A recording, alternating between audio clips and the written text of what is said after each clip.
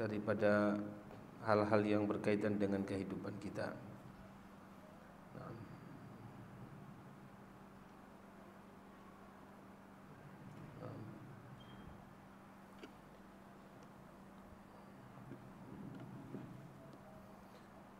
Nabi menyuruh keluarganya, istrinya dan anak-anaknya untuk bertakwa dan berakhlak yang mulia. An Aisyah radhiyallahu anha qalat qala lin Nabi sallallahu alaihi wasallam, ya Aisyatu alayki bi taqwallahi azza wa jalla war rifqi, fa inna rifqa lam yaku fi syai'in qattu illa zanah wa lam yanza' atau walam yunza' min syai'in qattu illa syana. Jadi Nabi itu selalu membimbing keluarganya. Menyuruh keluarganya itu yang pertama untuk takut kepada Allah Subhanahu wa taala. Ya. Dan Nabi sallallahu alaihi wasallam menyuruh agar istri-istrinya ini untuk melakukan akhlak yang baik, akhlak yang mulia.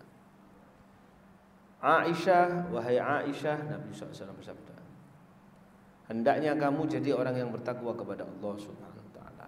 Takutlah engkau kepada Allah. Sebab dan hendaknya engkau menjadi orang yang lemah lembut. Segala sesuatu berlakukan dengan lemah lembut, dengan bagus, dengan akhlak. Tidaklah kelembutan itu engkau lakukan pada sesuatu, melainkan dia akan menghiasi dan menyempurnakannya. Dan tidaklah dicabut dari sesuatu atau satu perkara dilakukan tanpa kelembutan, ya, maka melainkan akan menjadikan perkara itu tadi menjadi jelek, menjadi cacat, menjadi kurang.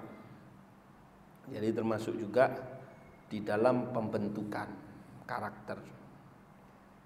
Ada satu orang misalkan dia masaknya dengan hati-hati, masaknya dengan tidak tergesa-gesa, pelan-pelan, lemah lembut, kira-kira gimana? Pasti enak. Pasti enak, tidak mungkin tidak enak. Tapi kalau seandainya tidak dengan lemah lembut, masak ngasal, bikin roti ngasal, bikin cake ngasal, apa saja pokoknya asal tabur cemplung blek, itu gimana itu seperti itu? Cacat enggak kira-kira? Pasti akan bikin cacat, pasti akan menjadikannya kurang. Syana akan. Ada orang sudah dekat dengan kita, atau dekat dengan Anda, atau keluarga Anda, anak Anda, istri Anda, pegawai Anda, murid Anda, atau siapapun. Anda perlakukan untuk mendidik dia itu tegas, lemah lembut, tegas, lemah lembut. Itu dia takut, dia akan sungkan. Tapi kalau tiap hari, kalau kejadian katanya orang itu ada futur wal ghada wal asya ghadab.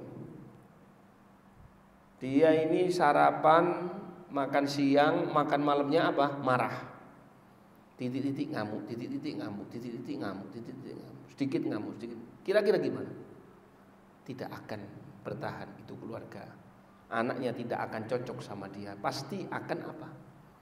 Akan melawan. Makanya Sayyidatuna Aisyah radhiyallahu anha, Nabi SAW kasih pesan, kamu takut sama Allah. Maka kalau orang takut kepada Allah, dia akan perlakukan segala sesuatu itu dengan lemah lembut. Sama pakaian harus lemah lembut.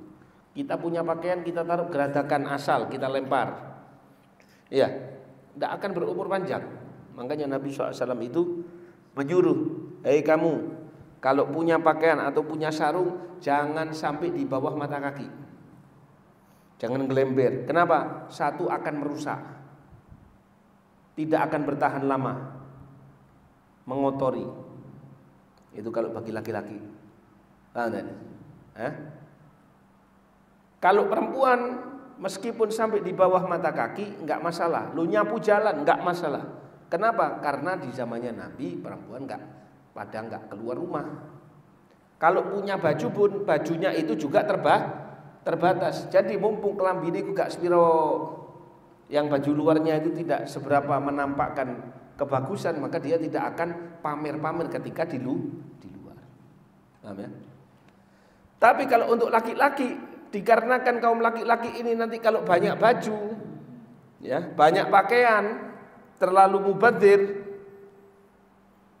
mana ada duitnya, mana ada kekayaannya, uangnya akan habis semuanya. Apa akhirnya? Ya sudah, sama Nabi SAW disuruh angkatlah di atas mata kaki. Kenapa? Karena itu satu bisa lebih bersih, dan yang kedua bisa merawat abqahu, kata Nabi SAW. Ini bisa merawat sarungmu.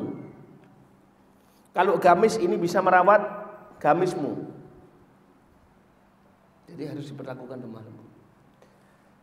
Rumah tangga apa saja, maka sampai kelembutannya Nabi SAW ini dirasakan, kata Sayyidatuna Aisyah radhiyallahu anha, bahkan kepada hewan-hewan.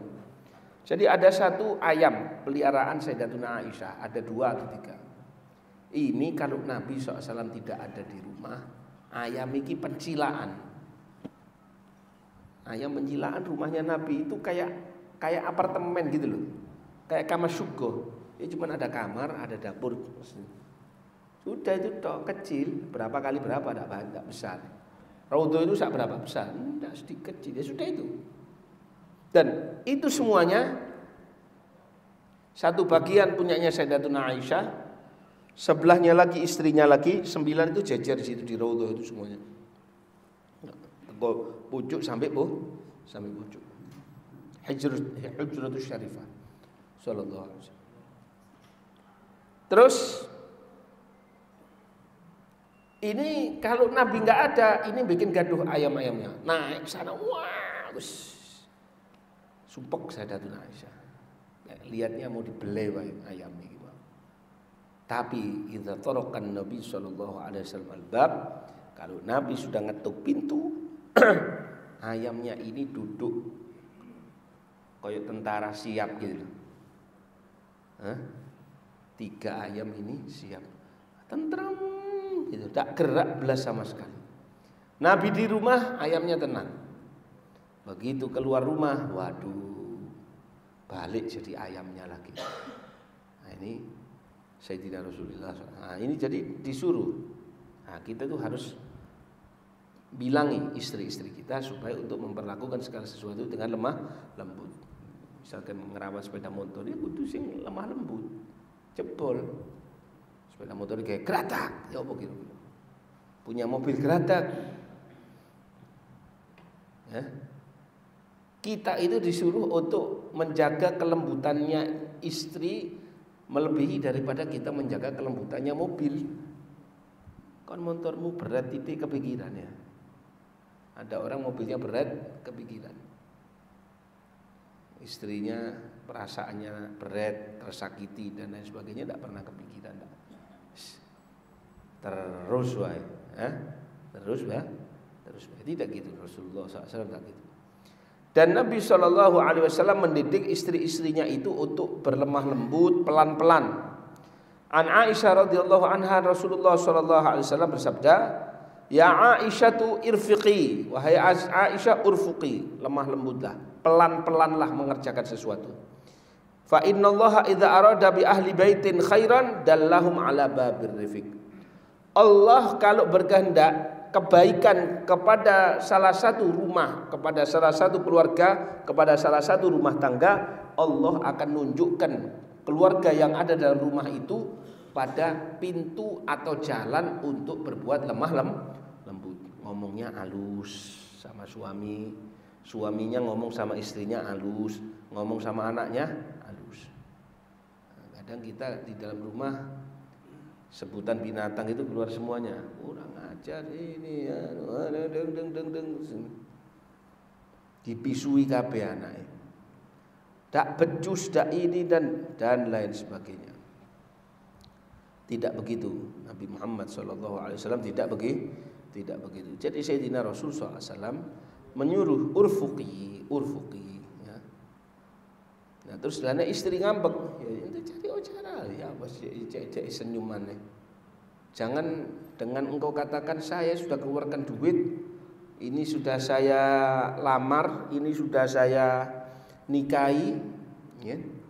Sudah saya belikan baju, sudah saya belikan ini. Nah, jangan. Perempuan tidak bisa digitukan. Anda mengeluarkan gitu semuanya adalah kewajiban Anda. Ya, kewajiban adalah untuk menafkahi dia. Adapun bonus-bonus yang lain itu adalah anugerah dari Allah Subhanahu wa taala. Kalau itu niatkan dengan niat yang baik, insya Allah juga akan menjadikan istri menjadi lebih baik. Kadang ditukokno handphone, ya, gak tahu nyekel telepon, ditukokno handphone sing anyar, akhirnya dolenan. Biyen sebelum engkau belikan handphone, dolenan iku inti. Kamu yang jadi mainannya istrimu. Nah, sekarang sudah ada ini, scroll, keren. Adzan hayya 'ala shalah gak ngerti, ngaji gak ngerti, ini gak ngerti. Siapa yang salah? Ya yang salah yang nyediain, yang ngasih masdarnya, yang jadi providernya. Siapa ya kita sendiri, duit kita sendiri. Makanya kalau itu sudah terjadi di dalam rumah tangga, jangan dikasih kata-kata kasar. Karena kenapa? Orang yang lagi asik gak mau dikasari. Maunya diperhatiin dulu, digiring pelan-pelan gitu loh. Tak kuat, gak betah, ya sabar dulu. Pahalanya besar. Jihad, mendidik anak, mendidik istri dengan baik, dengan lemah lembut adalah jihad yang untuk zaman sekarang bahkan melebihi daripada orang ngajar di luar atau bilangi muridnya. Atau antara suami itu ngajar pondok sama ngajar di orang rumahnya, lebih bagus untuk zaman sekarang ini apa? Ngajar orang rumahnya. Saya bukan alim, nggak perlu jadi alim. Kan sekarang ini informasi takwa, informasi iman, informasi tauhid, informasi akhlak kan sampai dapat terus share-sharannya ya. Kumpulkan kayak jangan majelis resmi, lagi duduk-duduk kayak lagi makan kayak lagi apa kayak ceritain sedikit healing, ya kan? Nggak harus alim, nggak harus punya enggak harus. Yang penting engkau tidak pelit untuk menyampaikan kebaikan kepada istri. Engkau tidak pelit menyampaikan kebaikan kepada anak.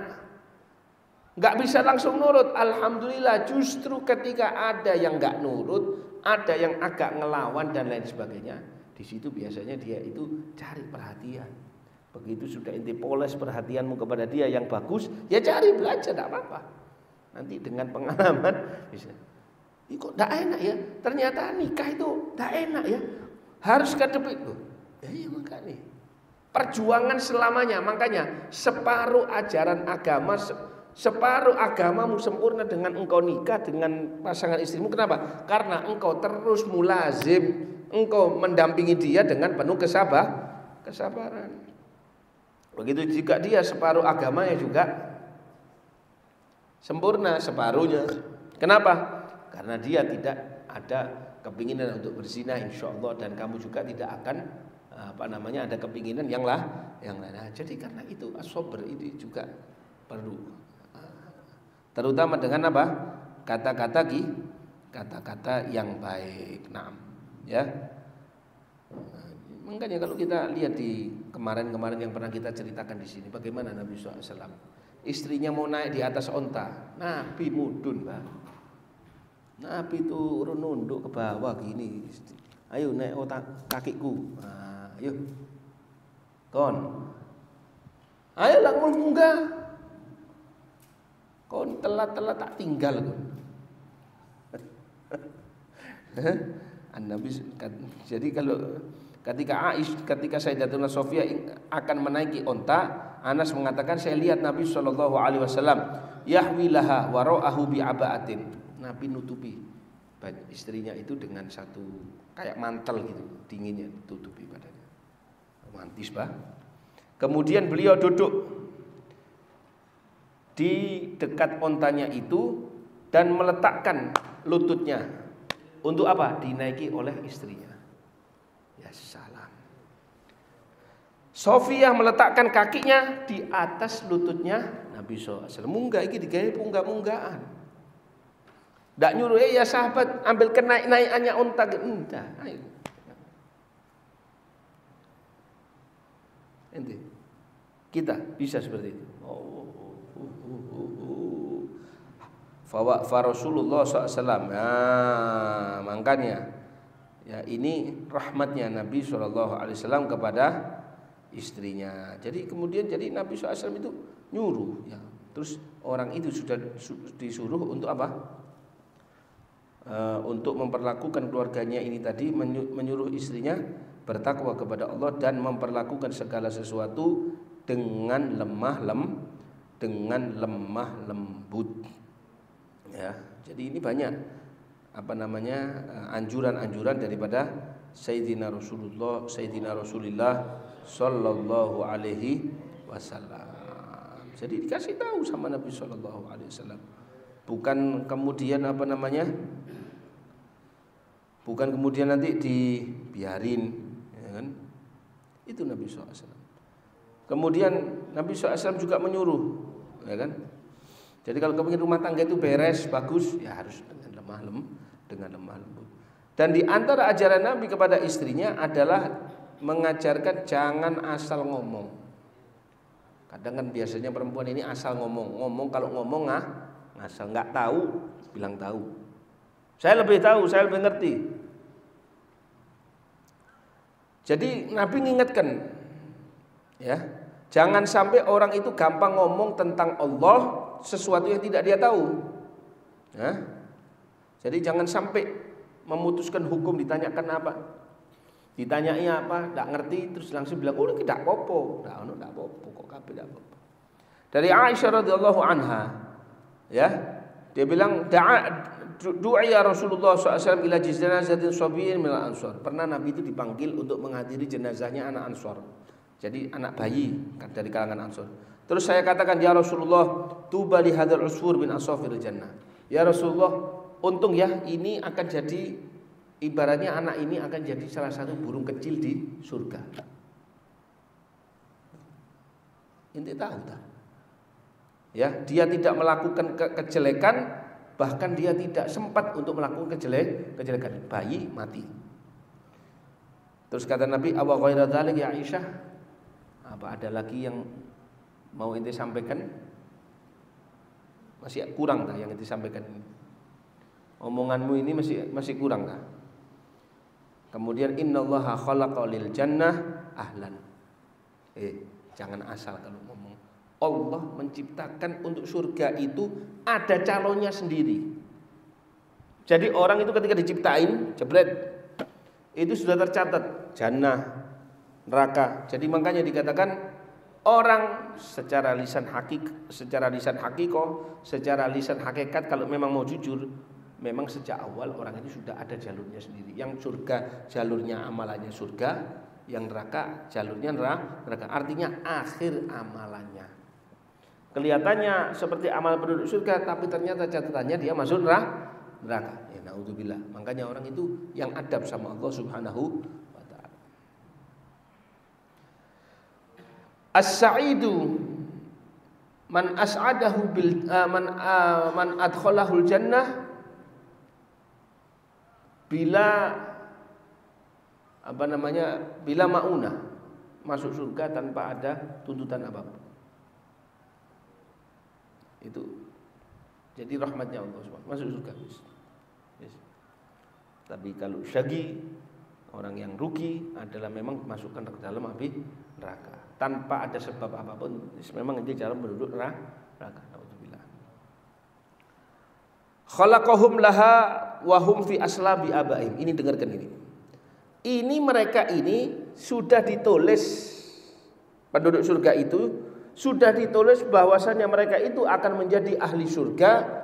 Sudah ditulis ketentuannya itu sejak mereka masih ada di dalam sulbi bapaknya, belum lahir. Mungkin bapaknya belum menikah. Wa khalaqal linnari ahlan, dan Allah juga ciptakan untuk neraka itu ada penduduknya sendiri. Penduduk neraka ada yang ditakdirkan masuk neraka. Khalaqahum laha, mereka sudah ditentuin bakal masuk neraka. Wa hum fi aslabi abaihim, sejak mereka di dalam sulbi bapak mereka.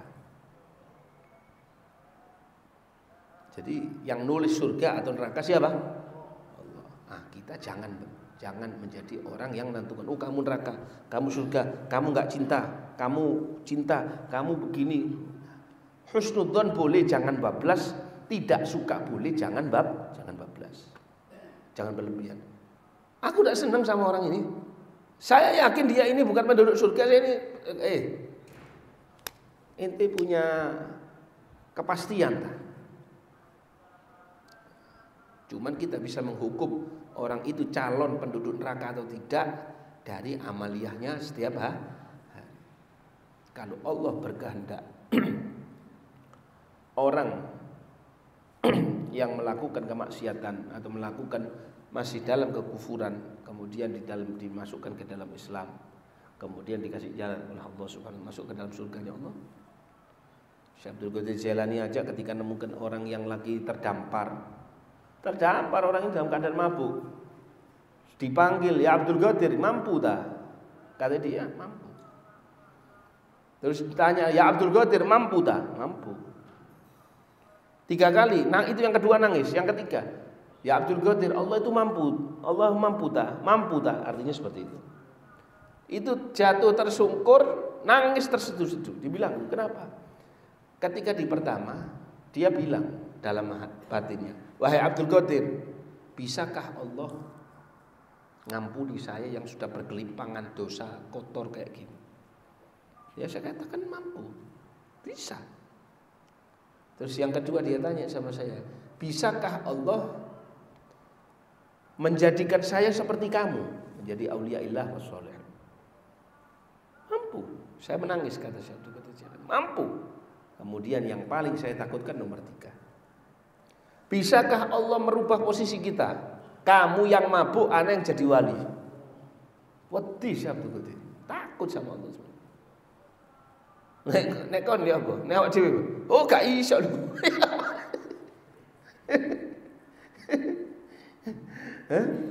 Kon gol bingung terus. Kita itu di dalam kerajaannya Allah Subhanahu wa taala. Yang hari ini pendeta, besok bisa jadi ulama. Dan naudzubillah yang hari ini ulama, kedepannya wallahu a'lam. Ya kan? Jadi ketika kita diposisikan dalam satu posisi, syukur sama Allah, minta maaf sama Allah, tobat sama Allah subhanahu. Ojo ngerasa aku tak boleh. Sekarang orang yang kita remehkan di hari ini, nanti di hari kiamat kata Habib Ali, bisa jadi dia nanti bagian termasuk orang yang ingat kepada kamu dan dia mau mensyafaati kamu di hadapan Allah subhanahu wa taala. Artinya bakal keselamatanmu bergede. Nah, enggak? Ya apa? Apa kita akan merasa sudah tidak ada? Masih. Kata Imam Nawawi dikatakan para ulama kaum muslimin semuanya bersepakat bahwasanya anak-anak kecil yang meninggal mereka termasuk penduduk surga karena mereka bukan mukallaf. Tapi hadis ini menjawab bahwasanya jangan sampai orang itu langsung memastikan orang itu surga atau neraka. Kecuali dengan ada dalilnya dia di surga atau di nerakanya Allah Subhanahu wa taala. Jadi jangan diputusi gitu ya. Saiki ditakoki ono sing takok. Kira-kira nek Israel iku mlebu Islam, iso dikasih tobat tak kira-kira? Yahudi mlebu Islam, ditobati tidak sama Allah? Misalkan. Loh. Iki mari mateni wong akeh, iso ndak dirubah? Bisa. Ya nek Allah mau, nek Allah berkehendak ya bisa. Nek ndak ya masih yo cidek Mekah Madinah bisa matinya dalam keadaan suul khatimah. Ya, seperti itu. Kemudian Nabi mendidik istri-istrinya untuk berkata yang baik. Nek ngomong sing apik, jangan asal ngomong.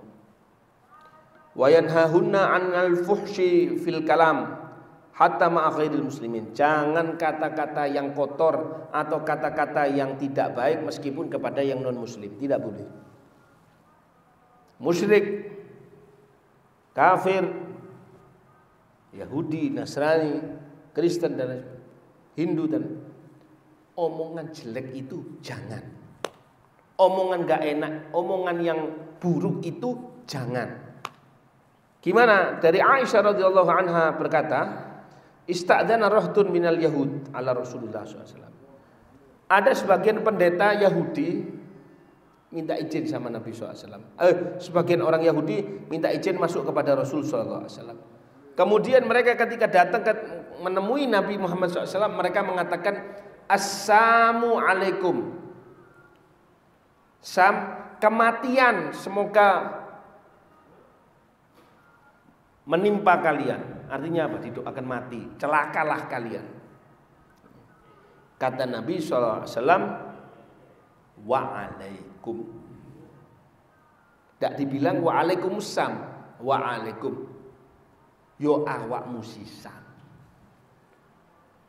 Awakmu sisan. Wis. Kata Sayyidatuna Aisyah, faqultu assalamu alaikum. Tak kuat Sayyidatuna Aisyah, masih muda kan dia. Tidak bisa. Ente doakan kita mati, ya kamu yang mati, ya kamu yang celaka. Wala'anakumullah, dan Allah melaknat kalian. Wa ghadiba alaikum, Allah murka kepada kalian. Bu, iki ngilokno siji dibalesi bukan double lagi, triple. Karena dianggap si Yahudi ini kurang ajar kepada siapa? Rasul sallallahu alaihi wasallam.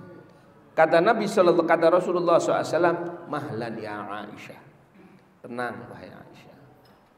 Pelan-pelan, jangan kesusu. Alaiki birrifik, kamu yang lembut. Yang lembut. Jangan kasar. Wa iyyaki wal unfa. Jauhi kekasaran. Awil fuhsya, atau kata-kata yang kotor. Jangan keji kamu kalau ngomong. Jangan kotor kamu kalau ngomong. Jangan kasar kamu kalau ngomong. Artinya kelakuan kasar atau ucapan kasar jangan. Qalat, nah Sayyidatuna Aisyah bilang, ya Rasulullah, al-walam tasma' maqalu, apa engkau enggak dengar apa yang mereka katakan? Orang-orang Yahudi ini tadi melaknat kamu, mengatai kamu, mendoakan kamu mati. Kata Nabi SAW dibalik, awalam tasma'i ma qultu. Loh, apa kamu enggak dengar apa yang saya ucapkan barusan? Engkau kan bilang kepada saya apa? Ya Rasulullah, apakah engkau tidak mendengar apa yang mereka katakan? Nah sekarang tak balik. Apa kamu tidak dengar apa yang saya katakan? Radatu alaihim, saya jawabi mereka, fayustajabu li fihim. Kalau seandainya saya doakan mereka celaka, pasti Allah kabulkan. Ya celaka mereka ini nanti. Wala yustajabu lahu. Dan mereka jelas gak dikabulkan doa mereka oleh Allah Subhanahu wa ta'ala tentang aku. Saya cuma bilang apa? Wa'alaikum, ya awakmu dhewe. Kon ndongakno ana mati. Ya awakmu dhewe, awakmu sisan. Akhirnya apa? Mereka tetap, coba dilihat bagaimana orang Yahudi ini. Waladhdallin, memang betul. Ghairil maghdub alaihim itu jelas. Kenapa dibilang maghdub alaihim? Di sini ketemu Nabi, kelihatan Nabi SAW, taba'allahu ala qulubihim. Allah numplek hati mereka, dicap, ditutup hati mereka itu plek. Wes tidak bisa ada celah lagi untuk iman kepada Allah, tidak ada. Nabi dilaknat, bayangkan, sama mereka. Nabi dilaknat. Kan niatnya untuk istihza sama Nabi. Tapi lihat Nabi SAW mikirnya panjang. Nabi mengatakan wa'alaikum. Jadi begitu juga ketika kita itu kepada orang non muslim seperti itu. Lah kalau ada orang lain ngatain kita, ya, mengejek-ngejek kita dan lain sebagainya, apalagi mengejek yang apa namanya yang atas dan lain sebagainya. Enggak perlu dijawab dengan kasar, enggak perlu. Jawab saja dengan, kalau perlu itu dalil ilmu, bantahlah dengan ilmiah. Kalau tidak, sudah biarkan, nanti itu akan menjadi doa untuk mereka sendiri. Mereka sendiri yang akan termakan oleh omongannya sendiri. Dalam riwayat Muslim dikatakan, "Mah ya Aisyah," kata Rasulullah SAW, "cukup wahai Aisyah, cukup. La yuhibbul fa innallaha la yuhibbul fuhsya wa la tafahhush." Allah tidak senang omongan kasar dan tidak senang kepada orang yang omongannya terlalu berlebihan, melebihi daripada kadarnya. Jangan. Ojo nemen dadi wong, jangan keterlaluan. Kamu diciptakan oleh Allah sebagai hamba yang beriman.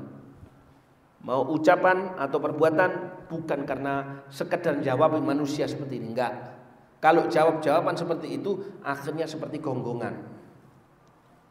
Yang ini menyala, yang inti jawab begitu juga sama-sama menyala. Guguk podo guguk, enggak usah. Wis jano. Lah terus siapa? Inti orang yang beriman, engkau dikasih akal, engkau. Mah ya Aisyah, cukup ya Aisyah, hentikan. Maka di sini Nabi SAW mengajarkan kepada istri-istrinya perkara akidah dan mengikat mereka, mendidik mereka untuk takut kepada Allah Subhanahu wa taala. Ya. Makanya Nabi SAW itu kalau suasana Madinah itu sudah hitam awannya, kemudian berhembus angin yang kuat, berubah Nabi SAW. Khawatir, takut Allah nimpakan balak kepada umatnya. Ini termasuk adabnya Nabi SAW kepada siapa? Allah SWT. Tak kepedean jadi Nabi kepada gak apa-apa. Oh ini biasa, tak tungani kok tidak ada ono-ono. Tak gitu Rasulullah. Termasuk rahmatnya kepada umatnya ini ketika ada terdengar suara menggelegar di kota Madinah.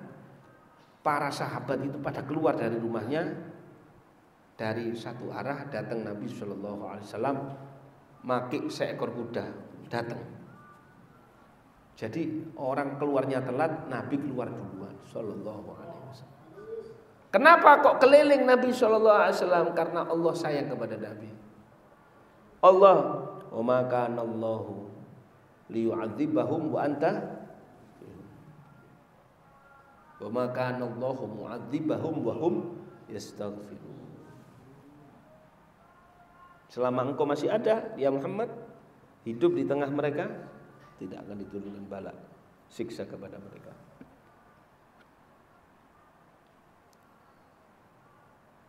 Tapi ketika selama mereka mengidentitaskan dirinya sebagai orang yang ahli istighfar, seterusnya Allah tidak akan menyiksa mereka.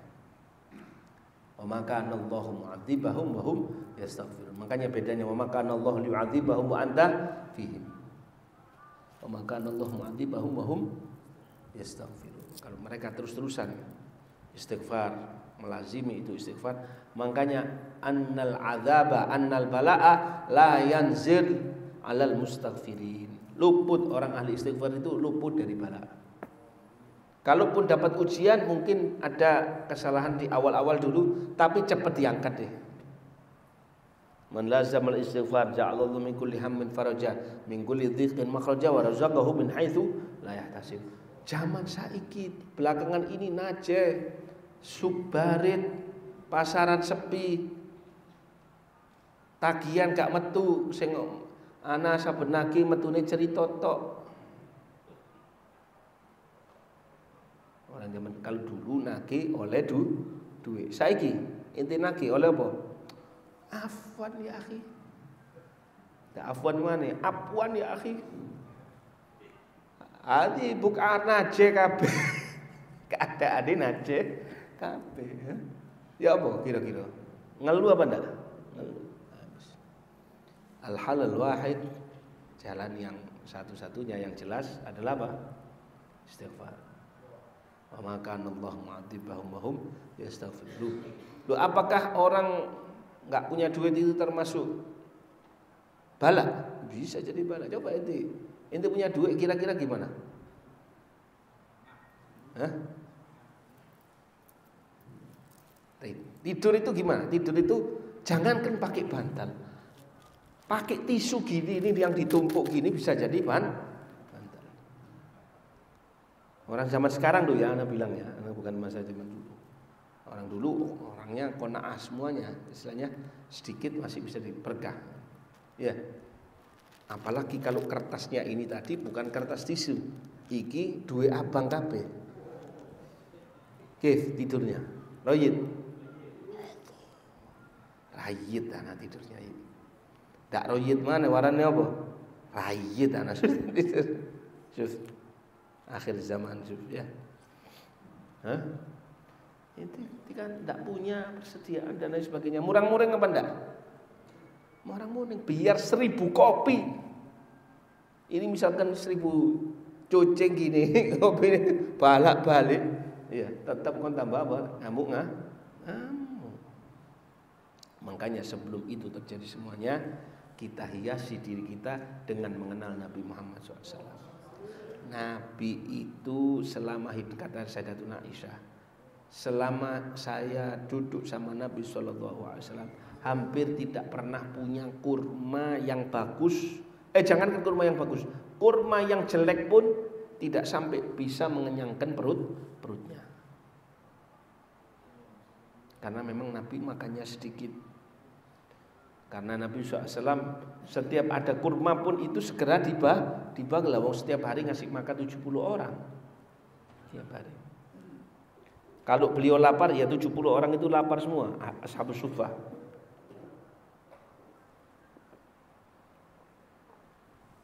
Sahabat datang kepada Nabi SAW, ngangkat perutnya, ada batu. Artinya ini batu ini untuk nyanggah gini, untuk negakkan gitu ya. Jadi biar tidak nampak gini. Ini adab sama Allah Subhanahu wa taala. Sengaja ganjel dengan batu, bukan lomba ikat-ikatan batu, enggak. Ini saking sudah tak kuat badannya. Jadi kalau nek ketekan gini kan agak sakit ya. Kalau sakit gini, kalau nampak tegak kan berarti orang dulu kalau nampak tegak berarti jalannya apa? Oh, makannya enak berarti. Iya kan? Kan Nabi SAW. Ini orang-orang nunjukkan batu satu, ganjel perutnya ini. Jadi kalau sudah ganjel itu berarti sudah di atas 24 jam tidak kemasukan apa-apa. Di atas 24 jam tidak kemasukan apa-apa. Terus kalau Nabi SAW ketika ngangkat, kata Nabi SAW, ini saya bukan satu batu, 2 batu. Wahwal Mustafa sallallahu alaihi wasallam. Tidak kurang ibadahnya, tidak ngamuk-ngamuk, enggak komplain, enggak geruweng-geruweng, enggak muring-muringan. Kadal faqru an yakuna kufran. Kefakiran hampir saja menjadikan orang jadi kufur kepada Allah. Termasuk bukan kufur kepada Allah saja, bahkan kufrun ni'mah. Ada orang pernah baik sama dia, suka dibantu, kemudian sekali waktu ditahan, sudah lama nggak dikasih, kira-kira gimana? Oh, itu orang itu jelek, orang itu gini, ya termasuk itu. Tidak diingat kebaikannya orang.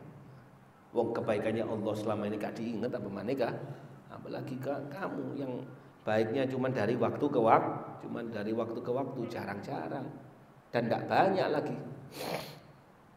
Oh, itu saya sudah baik sama dia kok. Itu memang sifat manusia segitu, jangan kaget. Makanya ketika kita memberikan bantuan apapun kepada orang, jangan merasa punya budi. Oh, ini orang utang budi. Jangan.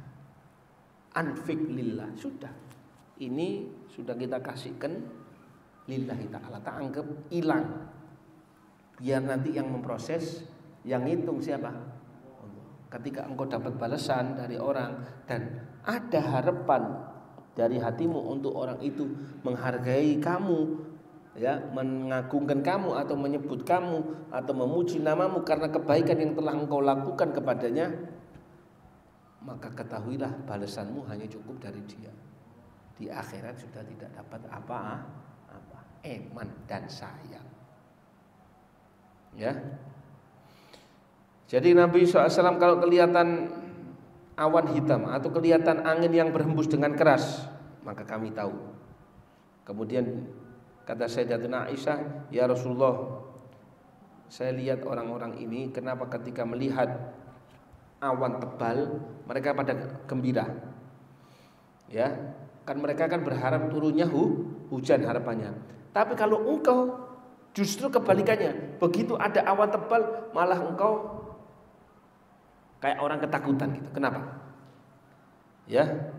Dan aku lihat engkau enggak senang dengan adanya awan tebal. Awan tebal yang hitam. Kata Nabi SAW, ya Aisyah, ma yu'amminuni an yakuna fihi adzabun. Saya enggak merasa tenang. Jangan-jangan dari awan tebal ini permulaan ada siksaan yang mau turun. Qad udziba qaumun birrih. Suatu kaum pernah disiksa oleh Allah, dihempaskan dengan angin topan. Wa qad ra'a qaumun al-'adaba faqalu hadza 'aridun bitir. Ada satu kaum 'Ad atau kaum Tsamud disiksa oleh Allah ketika melihat awan tebal. Dianggap enggak, ini cuma sekedar lewat mau turun hujan, enggak taunya fihi 'adzab. Nah, itu takutnya mereka kepada siapa? Allah Subhanahu wa ta'ala. Takutnya Rasulullah SAW kepada Allah Subhanahu wa ta'ala. Wallahu a'lam. Rabbana anfa'na bima 'allamtana, rabbi 'allimna alladhi yanfa'una, rabbi faqihna faqih ahlana wa ghurabati lana fi dinina ma'ahil qudri unta wa dzakar, rabbi wafiqna wafiqhum lima tartadi qawlan wa fi'lan karama warzuqil kulla halalan daima wa akhir la adqiya ulama nahdhu bil khairi wa nufa kulla syarr, rabbana aslih lana kulla syu'un wa qir rabbi ridha min kar'uyun wa qdi anna rabbana kulla duyun qabla an ta'tiyana rusul manun waghfir wastur anta akruman sadar wa salatullahi taksha mustafa man ilal haqqi da'ana malfa bi kitabin fihi linasi shifa ma ala al-kiram syurafa wa ala sahbil masabil ghurar. Allahumma hdina bihudak wa ja'alna mimman yusari'u fi ridhak wa la tuwallina waliyan siwak wa la taj'alna mimman khalafa amraka wa aswak wa hasbunallahu wa ni'mal wakil wa la hawla wa la quwwata illa billahil azim. Ya Rabbana a'tarafna bi annana naktarafna wa annana asrafna ala ladah fatub alaina tauba tagsilu kulla hauba yastur lana al-awrati wa amir waghfir li walidina rabbi wa mauludina wal ali wal ikhwani wa sairil wa kulli dhi mahabbah aw jiratin aw suhbah wal muslimina ajma' amin rabbi yasma' fadlan wa judan manna la biktisabin minna bil mustafa rasuli nahda bi kulli suli sallallahu wa sallam rabbi alaihi addal wa alihi wa sahbihi idada tafsir suhbi walhamdulillahi fil badi wat tanahi.